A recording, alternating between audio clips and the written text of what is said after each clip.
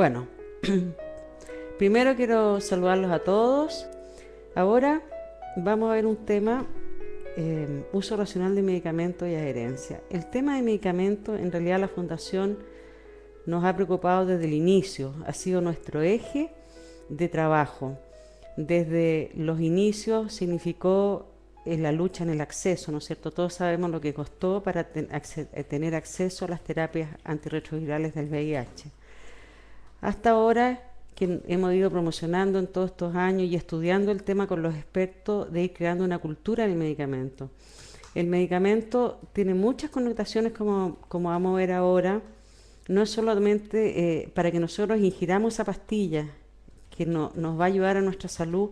Hay un proceso anterior que es muy complejo y que quiero comentarlo con ustedes ahora. Entonces, vamos a partir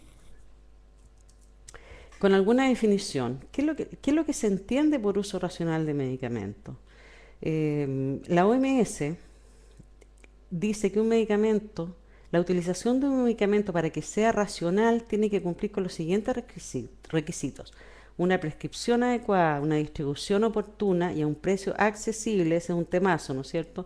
Despacho en las condiciones debidas y administración en las dosis indicadas y durante el tiempo prescrito. Además, un medicamento tiene que ser eficaz, de calidad y seguridad comprobada. Esos términos de eficacia, calidad y seguridad lo vamos a definir más adelante. ¿Qué se entiende por eso? Se dice que el 70% de las enfermedades se trata con medicamento y solo el 30% con cirugía. Por lo tanto, los medicamentos son eficaces para la recuperación de la salud, pero tenemos que tener un consumo responsable, informado y justificado. Los estudios demuestran que hay un sobreuso de los medicamentos y también los laboratorios, como vamos a ver después, la industria farmacéutica produce más medicamentos a lo mejor de los que necesitamos. También tenemos que tener claro que el medicamento no es inocuo y puede producir efectos adversos. Por lo tanto, ingerir un medicamento siempre tendrá una consecuencia. Por un lado, que esperamos que haga un efecto terapéutico, pero también no podemos desconocer de que puede producir efectos adversos. Tenemos es un derecho exigir la información sobre los riesgos y las precauciones de un medicamento. Y nosotros tenemos que ser usuarios responsables y conscientes al ingerirlo, y para eso tenemos que estar informados, saber cuando uno toma un medicamento qué efecto nos trae, cuáles son los efectos colaterales, cómo lo podemos manejar. Y para poder exigir esa información debemos conocerla, que como vamos a ver más adelante, ¿no es cierto?, no siempre tenemos información clara de los medicamentos que ingerimos. Un país más sano es mientras menos medicamentos consuma. Como vimos en la clase pasada, ¿no es cierto?, hablábamos que la salud era un equilibrio entre las dimensiones biológicas, psicológicas y social de la persona. Y el medicamento es un medio eficaz para recuperar la salud, pero no es un fin en sí mismo, se debe consumir con responsabilidad y en la justa medida. Hablemos un poco de la política de medicamentos. Perdón, les sugiero que si quieren sigan la clase por la presentación que está arriba ya, en un Power, porque me preocupé de hacer algunos esquemas para que se entendieran estos temas que son de repente un poquito complejos. ¿Qué significa la política de medicamentos? En la política de medicamentos influyen muchos factores, ¿no es cierto? Por un lado están los factores políticos. Ustedes saben que las transnacionales, los medicamentos es un gran negocio. Dicen que después de las armas es el negocio que produce más ganancias. Por lo tanto, las transnacionales hacen mucho lobby de presión a los políticos para respetar las patentes y todos por sus intereses económicos, lo vamos a ver en detalle después. También tenemos razones, por supuesto, económicas. El tema de las patentes, los medicamentos, el tema de los intereses de la ganancia de los laboratorios, como ejemplo. También están los temas sociales, por supuesto que hay derecho a la salud, hay también hay derechos, ¿no es cierto?, en la equidad en el acceso, que también influyen en la política de medicamentos. También hay temas éticos, por ejemplo, que los medicamentos que a nosotros nos entregan o que adquirimos tienen que ser de calidad, de seguridad y tienen que actuar con eficacia. Y también hay temas culturales que eso nos compete a nosotros como usuarios, ¿no es cierto? Nuestra tendencia a la automedicación, nuestra tendencia, como vamos a ver después, ¿no es cierto?, a no respetar los tiempos de tratamiento, etcétera, etcétera. Entonces yo quería mencionar esto porque la política influyen muchos factores y hay muchos intereses involucrados. Y esto se refleja en el uso racional de medicamentos, porque estos intereses están en el actuar en la cadena que significa un medicamento, desde que se investiga la molécula hasta que se produce, se prescribe, se distribuye y hasta que llega a nosotros. Y a eso es lo que nosotros llamamos la cadena de comercialización, que ahí tenemos a los productores, que son los laboratorios. Los productores, como dije, los laboratorios, los comercializadores, que son la cadena farmacéutica, el prescriptor, que es el médico, el dispensador, que es el personal de salud, que nos entrega los medicamentos al hospital o nos atiende en una farmacia, y el usuario, que ingerimos ese medicamento. Cada uno de estos integrantes de la cadena tenemos una responsabilidad en las acciones que podamos hacer para que el uso sea racional o no racional de los medicamentos. Vamos a dar algunos ejemplos de qué es lo que es en cada uno de los actores de lo que es un uso racional y no racional. En el documento está más detallado, yo voy a dar un ejemplo por cada uno, ¿no es cierto? Los productores, que son los laboratorios. Lo no racional es que están los intereses comerciales por encima de los intereses de la salud. Muchas veces los laboratorios dirigen sus investigaciones de nuevas moléculas, de nuevos medicamentos, de acuerdo a sus intereses y no a la necesidad que plantea la OMS, ¿no es cierto?, de realmente tener medicamentos asequibles para las enfermedades prevalentes y esenciales. Una acción racional de los laboratorios que producen los medicamentos, ¿no sé, sería que estuvieran preocupados de realmente tener los medicamentos esenciales necesarios y fabricar los medicamentos genéricos necesarios. Los comercializadores, las cadenas farmacéuticas, bueno, ahí podríamos hablar todo el día de ese tema, ¿no es cierto? Las cadenas farmacéuticas son más bien puntos de venta que centros de salud. Es cosa de pensar en la colusión de las farmacias, en la guerra de precios. Uno va a una farmacia y aunque no necesita un medicamento, le ofrecen un combo que es más barato y de repente uno los compra porque, bueno, vale la pena porque está más barato, ¿no es cierto? Entonces prima un fin comercial y no el que debería primar, que la acción racional de la farmacia sería que fueran realmente centros de salud y que realmente primara los conceptos de salud pública y no de comerciales, donde estuviera la información necesaria, donde estuvieran todos los medicamentos genéricos a menor costo, ¿no es cierto?, para el usuario. Y después tenemos al prescriptor, el médico, que también tenemos muchas acciones no racionales y racionales, ¿no es cierto? Las no racionales, por ejemplo, en la formación de los médicos hay un tema con que ellos no tienen una formación tan eficiente en el tema de los medicamentos. Entonces ellos se guían más por lo que les dice el visitador médico, ¿no es cierto? Y lo otro también, que eso lo hemos vivido en carne propia, que los médicos, salvo por condición personal, pero no es la generalidad, que realmente nos hablen del medicamento que van a dar, los efectos adversos que tienen, las ventajas y las desventajas de ese medicamento. ¿Qué es lo que sería un médico en acciones racionales? Justamente que se capacitara muy bien en el tema de los medicamentos, que diera recetas claras, con letra legible, y que realmente nos indicara los efectos adversos y los beneficios de ese medicamento. También está el personal que atiende la farmacia, ya sea en un hospital o en una farmacia privada, ¿no es cierto?, donde también su misión sería poder reforzar las indicaciones de esa receta, de ese médico, lo que indicó ese médico. No siempre nos dan la información, tampoco nos hablan de las posibilidades del medicamento genérico al original que tiene menor costo. Una acción racional de la gente que atiende la farmacia es que realmente tuvieran una buena capacitación, porque la puede tener el químico farmacéutico, pero no los auxiliares de farmacia que atienden en la farmacia, ¿no es cierto?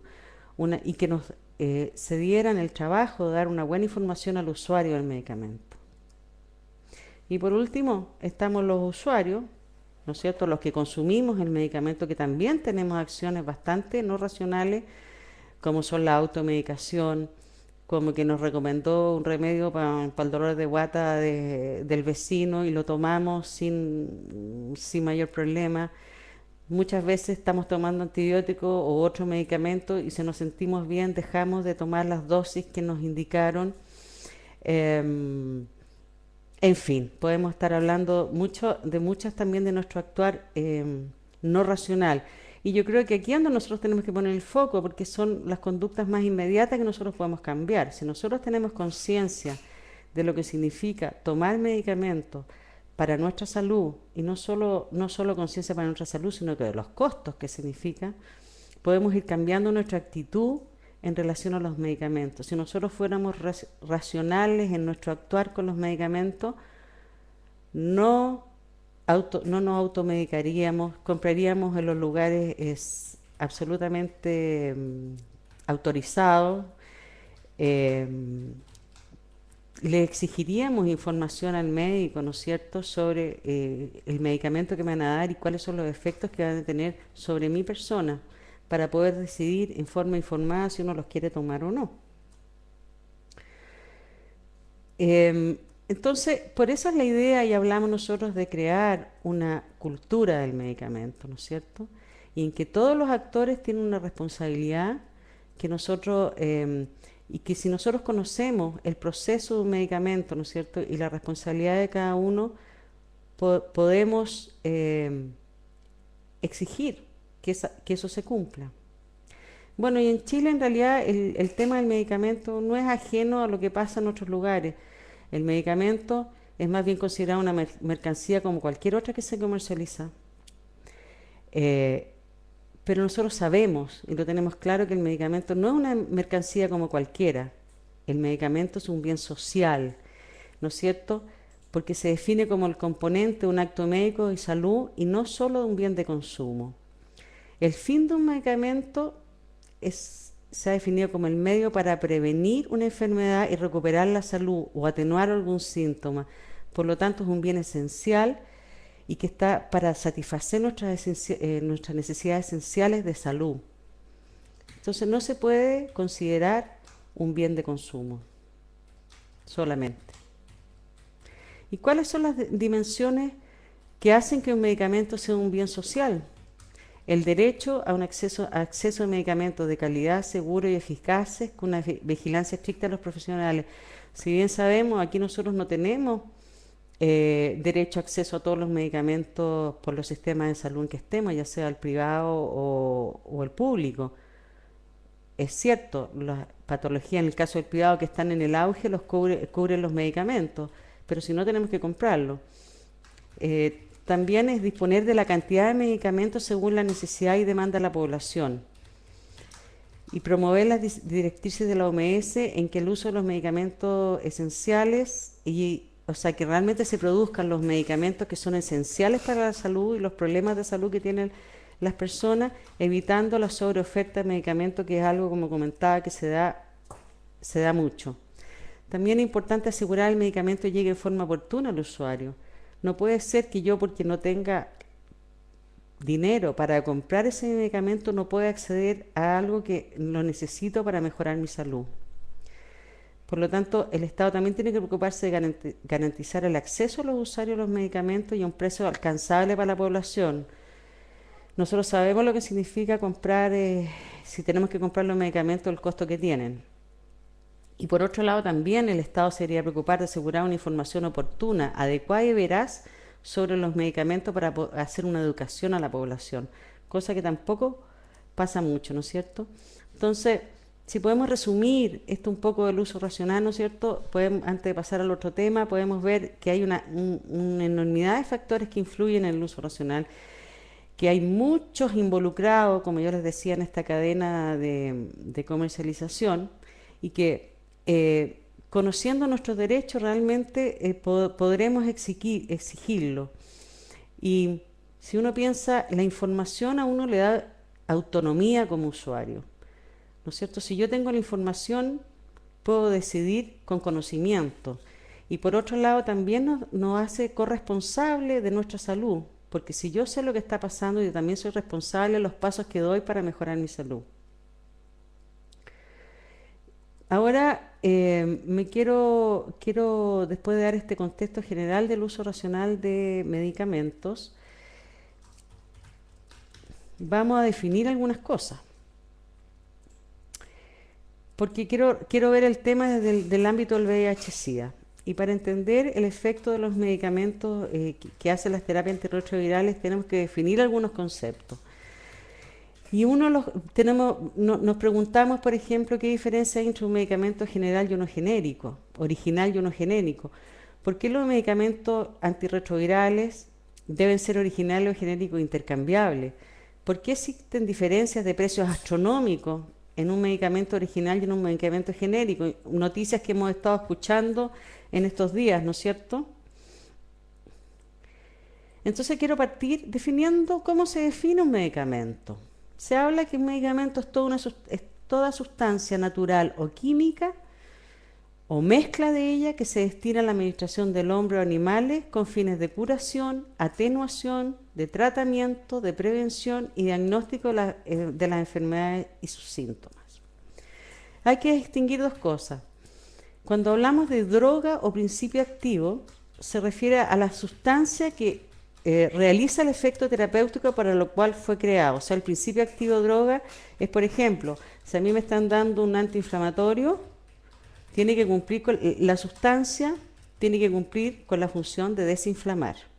Y cuando hablamos de medicamento, significa que estamos incluyendo la droga más los excipientes. ¿Qué son los excipientes? Son las sustancias que sirven para, que ayudan que el medicamento ingrese al torrente sanguíneo, por ejemplo, y se disuelva.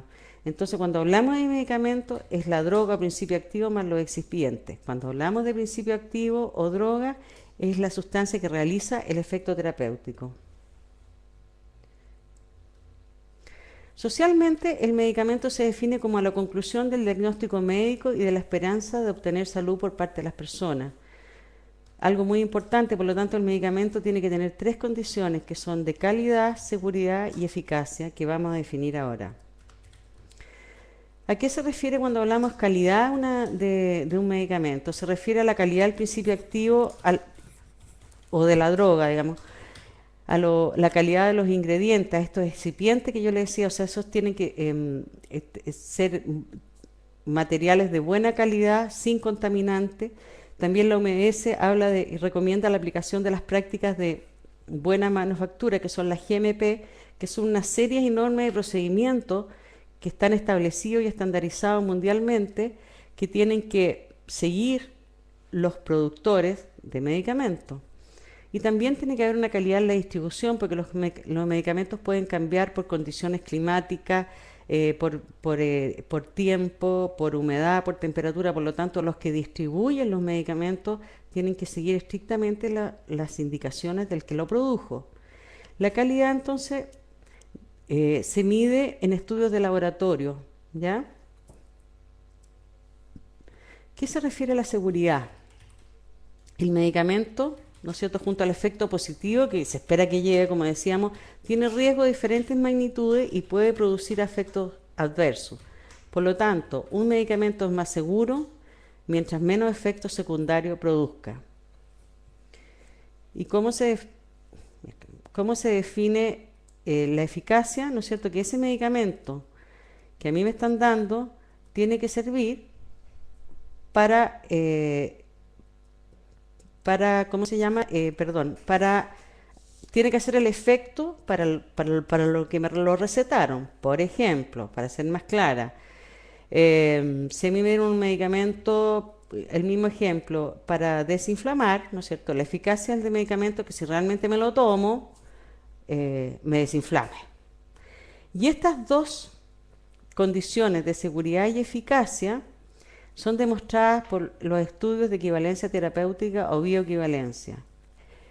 Estos estudios son realizados en personas. En estos tiempos, ¿no es cierto?, las noticias han empezado a hablar, porque en Chile no se hacían esto, no era obligación hacer los estudios de bioequivalencia acá, sino que los medicamentos aprobados por el ISP, que es el Instituto de Salud Pública, que tiene que normar el tema de los medicamentos, lo aprobaba en base a estudios de agencias internacionales.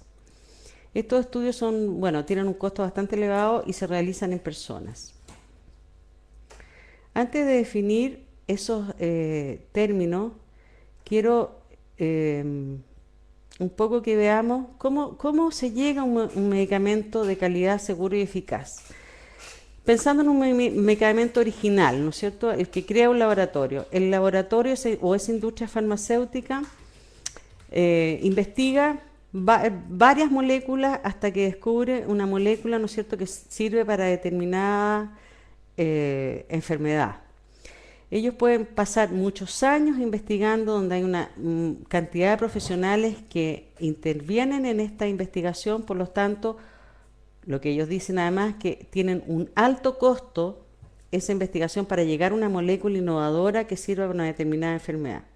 Una vez que esa molécula la descubrieron, hicieron todas las pruebas, ¿no es cierto?, que eso también puede llevar mucho tiempo, de calidad, de seguridad y eficacia en persona, las agencias se presentan a las agencias internacionales, que la más conocida, ¿no es cierto?, en Estados Unidos, la FDA, que uno siempre escucha que la FDA aprobó tal medicamento, y ellos son los que revisan los estudios que hizo el laboratorio, ¿no es cierto?, por ese medicamento, y si cumple con todas las normas, lo aprueba y autoriza que ese medicamento salga al mercado. Cuando el laboratorio tiene esa autorización, ¿no es cierto?, se coloca un nombre, el DCI, que es el nombre internacional. O sea, por ejemplo, vamos a hacer el ejemplo, el ácido acetilsalicílico. En todos lados la aspirina se va a llamar, el principio activo es el ácido acetilsalicílico, y eso es internacional. Una vez que eso está denominado, se le da el nombre de fantasía, aspirina, ¿no es cierto?, y se comercializa. Y eso significa que el laboratorio lo patenta, y eso significa que de acuerdo a los tratados, entre 15 y 20 años nadie puede hacer una copia de ese medicamento. Porque bueno, lo que aducen ellos, ¿no es cierto?, es que han invertido tanto en la investigación para tener ese medicamento, que bueno, ahora tienen que ganarse las lucas, en el fondo. Entonces, durante 15 años o 20, ningún otro laboratorio puede hacer una copia de ese medicamento. Una vez que se vencen las patentes, como ha pasado, ¿no es cierto?, como mover en los medicamentos para el VIH, ya se han vencido algunas patentes y están apareciendo los genéricos. Un laboratorio puede hacer una copia de ese medicamento original, ¿no es cierto? También ¿cómo vamos a ver, ¿no es cierto?, si ese medicamento es de calidad, seguro y eficaz? También el procedimiento, ¿cuál es? Viene un laboratorio y decide que va a copiar un medicamento, ¿no es cierto? Hay dos tipos de copia. Uno, que va y copia exactamente la cantidad, cuál es la molécula que tiene ese medicamento que hace el efecto terapéutico, ¿no es cierto? Ve la cantidad, le pone los excipientes,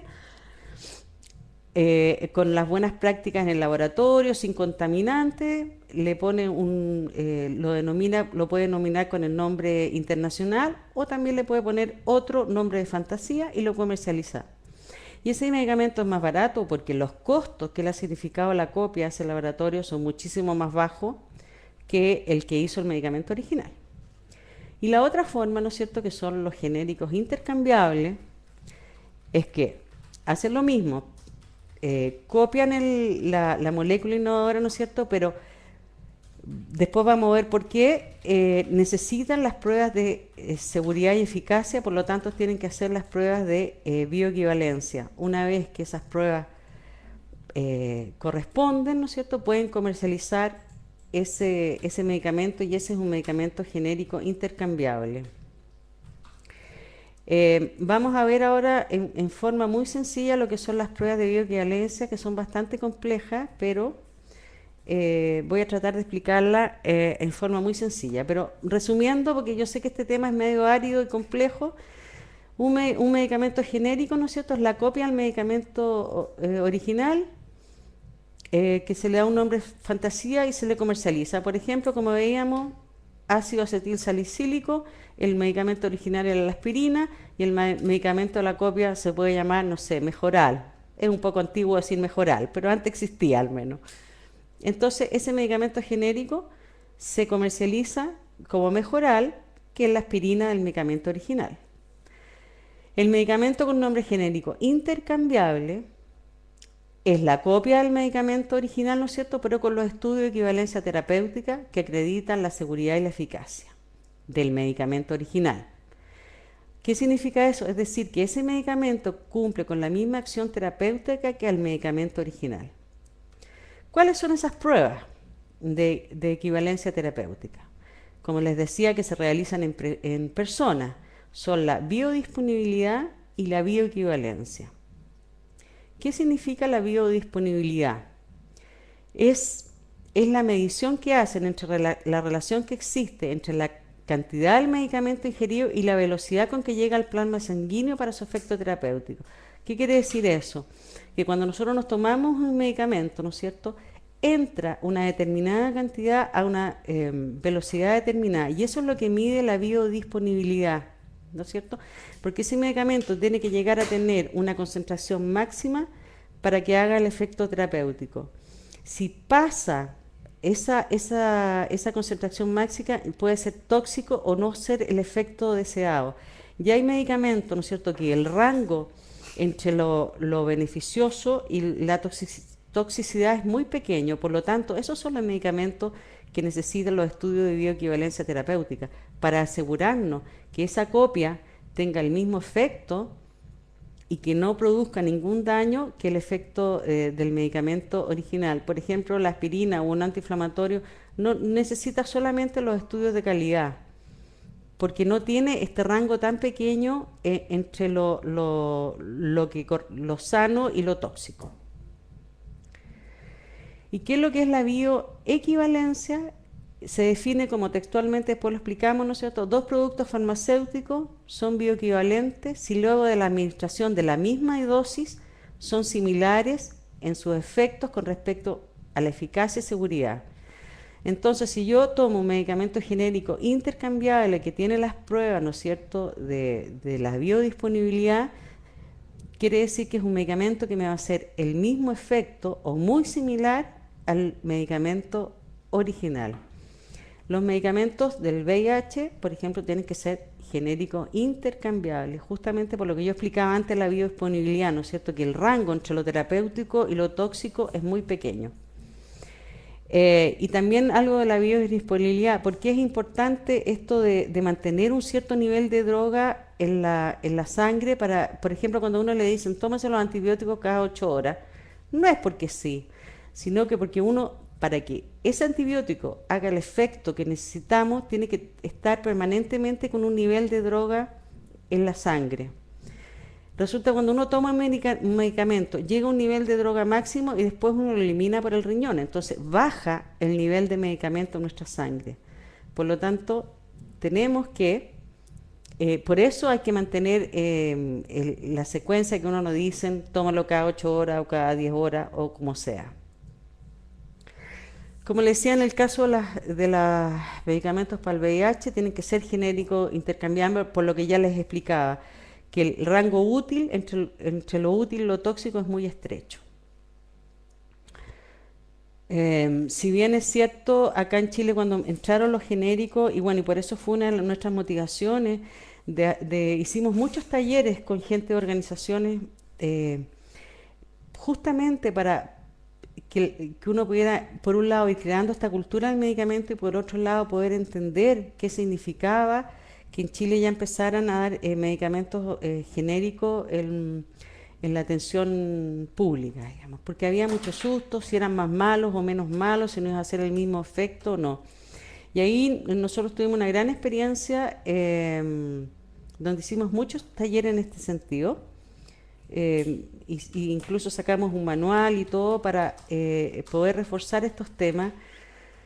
Y bueno, ahí vamos a ir comentando la experiencia que fueron esos talleres. Yo ahora quiero meterme un poco en el tema para ver, para que entendamos el efecto que hacen los medicamentos en el caso del VIH. Un poco, aunque quizás todos lo sabemos, un poco repasar, ¿no es cierto?, cómo actúa el virus en nuestro cuerpo con el VIH. Porque nos dimos cuenta también en estos talleres que mucha gente que vive con el virus y que toma medicamentos no tiene claro cómo funcionan. Por lo tanto, a veces uno le da menos importancia, es una de las razones que uno le puede dar menos importancia a tomar la terapia, digamos. Entonces, recordemos que el virus, el VIH, ¿no es cierto?, ataca a nuestro sistema inmunológico. Y ataca específicamente a las células TCD4, ¿no es cierto?, que son justamente las encargadas de organizar el sistema de defensa de nuestro organismo. Son como el director de orquesta del sistema inmunológico, ¿no es cierto? Cuando entra un agente invasor, ya sea un virus, una bacteria, y cruza la barrera de la piel, ¿no es cierto?, el sistema inmunológico empieza a organizar todo un sistema que es muy complejo para defendernos de este agente invasor y crear el anticuerpo necesario para poder defendernos de esa infección. Y justamente el virus, lamentablemente, ataca a los linfocitos TCD4, que es este director de orquesta, y le cambia la carga genética y le dice, en términos, yo lo estoy simplificando al máximo, ¿no es cierto?, en términos muy sencillos le dice, ahora tú te vas a preocupar de producir virus y no defensas contra el organismo. Entonces las TCD4, en vez de cumplir su defensa, de crear anticuerpos contra los virus que ingresan en nuestro organismo, se convierte en una fábrica de virus, de VIH. Entonces, ¿qué pasa? El sistema inmunológico queda deprimido y como está, su función está en producir virus para el VIH, no es capaz de defender contra otras infecciones, ¿no es cierto?, o virus que pueden ingresar a nuestro organismo. Y ahí estamos cuando aparecen las enfermedades oportunistas, porque no tenemos un sistema inmunológico que esté cumpliendo su función de defendernos contra los agentes externos. Por lo tanto, ¿qué hacen los medicamentos antirretrovirales y por qué es la combinación de 3 medicamentos? Porque cada uno actúa en algún nivel del proceso de la replicación del virus. Esto, como le digo, es llevado, el ciclo del virus es bien complejo, es llevado como para que entendamos el concepto de manera muy sencilla, ¿no es cierto? Esos 3 medicamentos actúan en las diferentes etapas de replicación del virus. Por lo tanto, cuando yo me tomo la terapia antirretroviral, estoy tratando de detener el proceso de que se sigan reproduciendo el virus del VIH. Por eso, los resultados que se ven, ¿no es cierto?, cuando la persona empieza a tomar la terapia en el mediano plazo, que sus CD4 empiezan a subir, por lo tanto empiezan a cumplir la función que les corresponde y la carga viral empieza a bajar. Por lo tanto, ahí nuevamente yo restablezco que mi sistema inmunológico está preparado para defendernos de cualquier infección que entre en nuestro organismo. Cuando uno ingiere el medicamento, entran al torrente sanguíneo y son destruidas las partes del cuerpo que sea necesario, ¿no es cierto? Después el hígado lo metaboliza y se elimina por los riñones. Entonces, al ser eliminado por los riñones, disminuye la cantidad de medicamento en nuestro cuerpo. Entonces, si bien es cierto, muchos factores influyen en la eficacia de las terapias antirretrovirales, pero quizás el más importante es el cumplimiento del tratamiento indicado. Porque si yo me salto una dosis o tomo una dosis incompleta, mis niveles de medicamento bajan. Por lo tanto, si no hay suficiente nivel de medicina en mi cuerpo, estoy abriéndole la puerta para que el virus se siga replicando. Bueno, y esto nos hace hablar de un tema que yo creo que es súper importante, que es la adherencia. Que sabemos que ha sido un tema complicado, que no es fácil, no solo en el VIH, sino que en las enfermedades crónicas, que son de largo aliento, ¿no es cierto?, ser adherente y mantener en el tiempo una adherencia a los tratamientos. No hay consenso, una definición única de adherencia, pero sí hay algo universalmente aceptado eh, que habla de que al menos los diferentes enfoques en la adherencia incluyen el concepto que es un compromiso activo y voluntario del usuario en su tratamiento. Bueno, ¿cómo lo define la OMS? La Organización Mundial de la Salud la define como el grado en que el comportamiento de una persona se ajusta a tomar los medicamentos, sigue un régimen alimentario y ejecuta los cambios de modo de vida que corresponden con las recomendaciones acordadas de un prestador de salud. El Ministerio de Salud de Chile la define como el compromiso activo de una persona en el inicio y mantención de un tratamiento y controles de salud asociados. De todos los estudios, hay muchos estudios que se han hecho a nivel mundial, tanto cuantitativo y cualitativo en relación a la adherencia, y se coincide en algo, que los factores que influyen en las dificultades para ser adherente a un tratamiento o los factores que los favorecen son bastante parecidos en los países desarrollados como los en vía de desarrollo. No hay muchas diferencias, porque se pensaba que podían haber diferencias en eso y aparentemente han descubierto que no hay muchas. Bueno, las dificultades para una buena adherencia pueden ser muchas, yo creo que ahí tenemos mucho que compartir después en el foro, ¿no es cierto?, de las experiencias personales. Yo voy a nombrar algunas acá, ¿no es cierto? Una dificultad que se describe es el problema para adecuar el régimen de tratamiento a las condiciones de vida de las personas, ¿no es cierto? A veces es complicado. Si yo no quiero decir o no quiero que se sepa tenga VIH, estoy en el trabajo, ¿cómo lo hago para que no se note que estoy tomando medicamento y no me pregunten por qué estoy tomando medicamento, por ejemplo?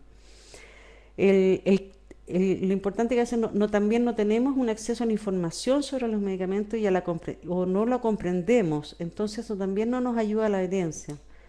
Bueno, por supuesto el miedo a revelar de que tenemos VIH, ese es un cuento importante. Los efectos secundarios, ese es un gran tema, ¿no es cierto? ¿Cómo no va a ser fácil para mí ser adherente a un tratamiento que me puede producir problemas estomacales, alergias, mareos, etcétera, etcétera? Entonces ese es un tema súper importante. Si bien es cierto, ahora los tratamientos son mucho más amables que en los inicios. No sé, pues si ustedes se acuerdan, yo creo que en los inicios había que tomarse a lo mejor 15 pastillas diarias o 10 pastillas diarias, y ahora a lo mejor nos tomamos 2 o 3 al día. Entonces han sido más amables, los efectos secundarios han ido disminuyendo, pero todavía existen. El tema también físico, ¿no es cierto?, con el tema de las lipodistrofias, pero ese es un tema, por ejemplo, que se está trabajando y que tenemos que estar informados porque la idea es que se puedan incorporar dentro de la atención, ¿no es cierto?, del sistema público y que las personas puedan tener acceso a mejorar su parte estética con la famosa lipodistrofia.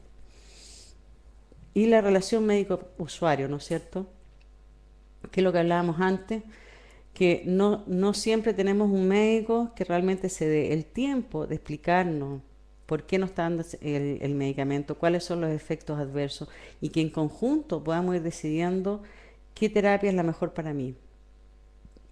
Bueno, y los factores que se describen que favorecen la adherencia, ¿no es cierto?, es tener una buena autoestima, conocer y apreciar los efectos positivos de la terapia. Yo creo que ese es un tema al menos que nosotros vimos en los talleres que hicimos hasta el 2008 con varias organizaciones, que no se sabe los efectos que produce la terapia, no se sabe cómo actúa el medicamento en nuestro organismo, por lo tanto yo le doy menos importancia a tener esa adherencia.